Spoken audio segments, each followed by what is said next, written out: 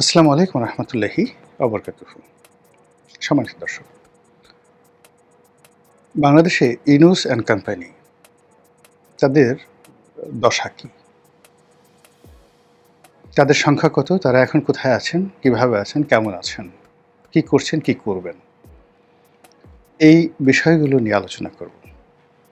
তার আগে বলে নিই যে doctor Mohammad Yunus and company কেন বললাম? কোম্পানির দুটো অর্থ আছে। একটি বাণিজ্যিক অর্থ। অর্থাৎ ডক্টর মোহাম্মদ ইউনূস ১৮ মাসে তার যে শাসন ক্ষমতা কেন্দ্রিক যে একটা বাণিজ্য কেন্দ্র গড়ে তুলেছিলেন। তো সেই বাণিজ্য কেন্দ্রে যারা সিভিলিয়ানদের মধ্যে এই সময়টিতে ব্যবসা-বাণিজ্য করেছেন।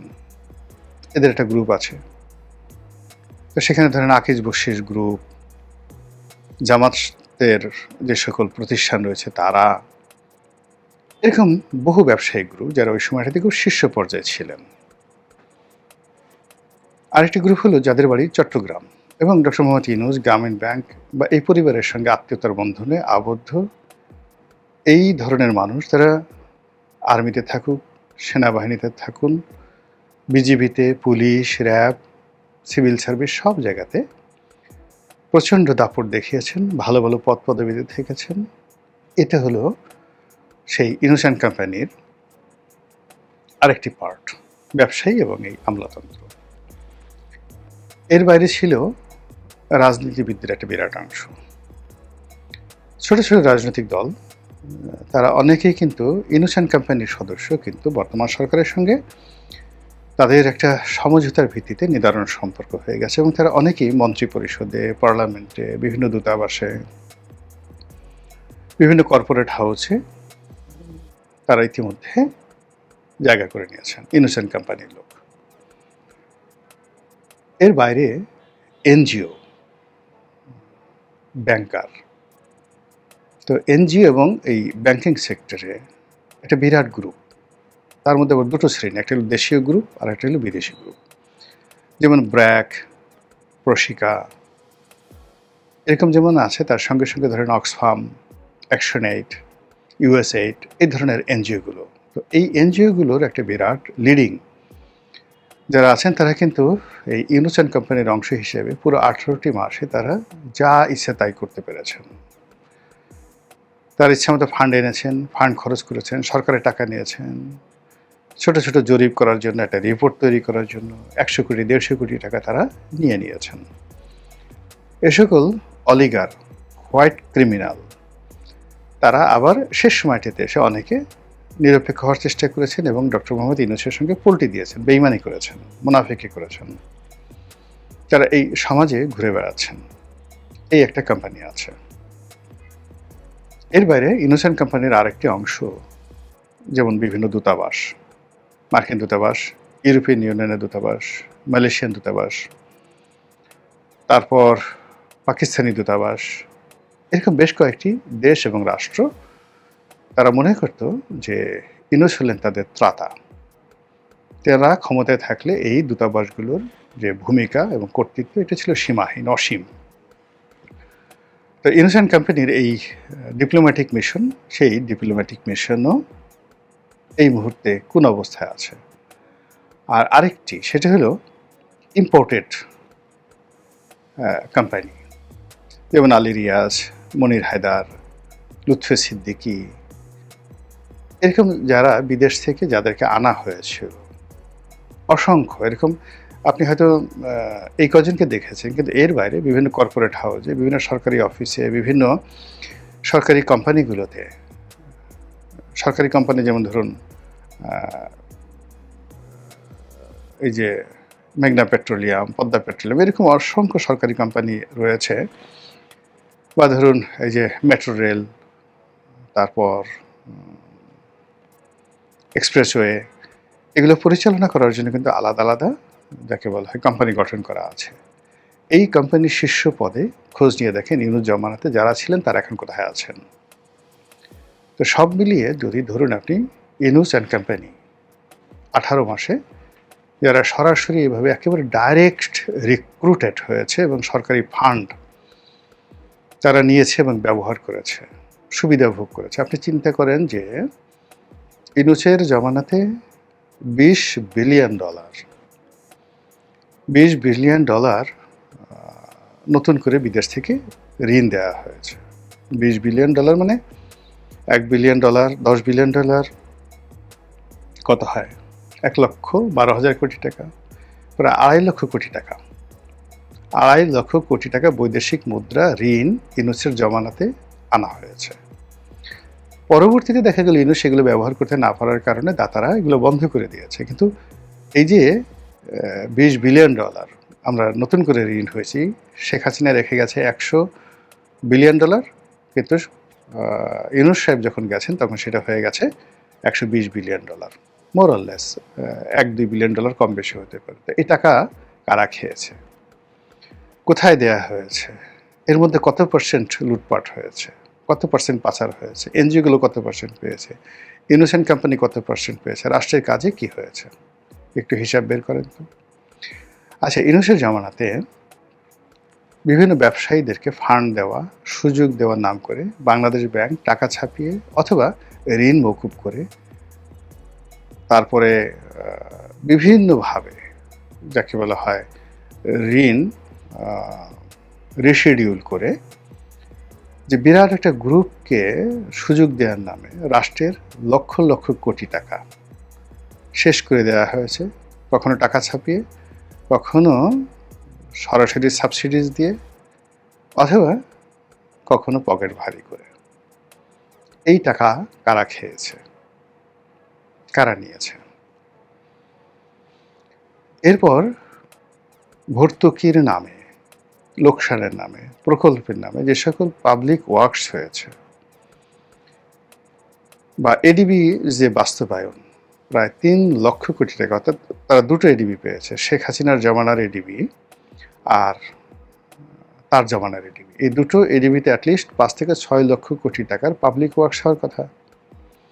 এখন এটা যে হয়নি তার তো প্রমাণ নেই, এই টাকাটা তো জমা পড়ে আছে তার কোনো প্রমাণ নেই। তাহলে এই 6 লক্ষ কোটি টাকা কোথায় কোন রাস্তা এই 2 বছরে নির্মিত হয়েছে, কোথায় কতটা পাবলিক ওয়ার্কস হয়েছে, সামাজিক যে সকল প্রকল্প চালু ছিল সেই প্রকল্পগুলোর অবস্থা কি, এগুলো হিসাব করলে আপনি দেখবেন যে মাত্র 2 বছরে আপনি 15 থেকে 20 লক্ষ কোটি টাকা বিদেশি ঋণ, লোকাল ঋণ, সরকারি অর্থ, ঘুষ, দুর্নীতি সব মিলিয়ে প্রায় 20 লক্ষ কোটি টাকা ব্যয় হয়েছে। আর এই 20 লক্ষ কোটি টাকার কতটুকু টাকা রাষ্ট্রের জন্য ব্যয় হয়েছে, সরকারের জন্য ব্যয় হয়েছে, আর কতটুকু ইউনূস অ্যান্ড কোম্পানি যারা লোকজন রয়েছেন তাদের পকেটে গেছে। আর যে সকল টাকা পকেটে গেছে দেশের মধ্যে কত আছে আর দেশের বাইরে কত আছে, এ সকল হিসাব নিয়ে এখন আলাপ আলোচনা হচ্ছে। আলাপ আলোচনার কারণে এই ইউনূস অ্যান্ড কোম্পানির খুব কাছাকাছি যারা ছিলেন তারাই এখন বলার চেষ্টা করছেন যে 17 বছর ধরে শেখ হাসিনা এই দেশের যে সর্বনাশ করেছেন তার চাইতে অনেক অনেক বেশি সর্বনাশ করেছেন ইউনূস অ্যান্ড কোম্পানি 17 মাসে। আর এ সকল কর্মকাণ্ডের ফলে কি হলো, তাদের যে মোরাল ক্যারেজ, নৈতিক শক্তি নেই বললেই চলে। দ্বিতীয়ত হলো যে তাদের যে লাজ লজ্জা এটাও উঠে গেছে। এর কারণে হলো বহু মানুষকে অপমান, অপদস্থ, লাঞ্ছিত করতে করতে করতে করতে তাদের এমন একটা অবস্থা হয়ে গেছে, আত্মমর্যাদা বোধ তাদের আর থাকে না। আপনি যে কোনো সম্মানিত লোককে অসম্মান করবেন, বাজে কথা বলবেন, গালাগাল দেবেন, এবং ভালো ভালো পদে থেকে এই কাজগুলো আপনি যখন করবেন তখন একটা সময় দেখবেন যে আপনার যে কতটুকু মূল্যায়ন আছে সেই মূল্যায়নটা আপনি করতে পারবেন না। কাজী ইউনূস অ্যান্ড কোম্পানির যে সমস্ত শীর্ষ পদে যারা ছিলেন তারা সবাই প্রতিপক্ষকে নাজেহাল করার, অপমান করার সর্বোচ্চ শক্তি তারা প্রদর্শন করেছেন এবং নিজেদের অভীষ্ট লক্ষ্যে পৌঁছানোর জন্য এহেন নোংরামি নেই যে তারা করেননি। ফলে কি হলো, তাদের কোনো মোরাল ক্যারেজ নেই। এই সার্বিক অবস্থা বিবেচনা করে তাদের সঙ্গে যারা ইউনূস অ্যান্ড কোম্পানি তারা সবাই একটা বিরাট অংশ বহুল পাল্টে গেছে। বিরাট অংশ তারেক রহমান সরকারের সাথে নেগোসিয়েশন করেছে বা একীভূত হয়েছে। আরেকটি অংশ গা ঢাকা না দিলেও তারা চেহারা পাল্টে ফেলেছে, আরেকটি অংশ দেশের বাইরে পালিয়ে চলে গেছে, কিন্তু পেস লাগিয়ে দিয়ে গেছে। তো এই যে ডক্টর মোহাম্মদ ইউনূস অনেকেই এখন দেশের বাইরে, তারা কি আবার আসবেন? এবং প্রতিনিয়ত যাচ্ছে। তো যারা যারা যাচ্ছে, এই যে ফারুকী নামে একজন উপদেষ্টা ছিলেন, নাট্য নির্মাতা, তার স্ত্রী তিশা, তারা দুজন অস্ট্রেলিয়াতে গেলেন। কি জন্য গেলেন, কি কারণে গেলেন সেটা ডাজ নট ম্যাটার, কিন্তু মানে প্রচণ্ড রকম একটা ঝাঁকুনি তৈরি হয়েছে ইউনূস অ্যান্ড কোম্পানির মধ্যে। সৈয়দ রেজওয়ানা হাসান নাকি বিদেশে চলে গেছেন, সুইজারল্যান্ডে বা ইউরোপে চলে গেছেন, আই ডোন্ট নো, আমি জানি না, কিন্তু সামাজিক মাধ্যমে একেবারে বলে কয়ে শেষ। আমার ডিপার্টমেন্টের শিক্ষক ডক্টর আসিফ নজরুল, তিনি বিশ্ববিদ্যালয় ক্যাম্পাসে আছেন, ঘোরাফেরা করছেন ক্যাম্পাসের মধ্যে, কিন্তু সামাজিক মাধ্যমে তাকে নিয়ে নানা রকম গুজব ছড়ানো হচ্ছে।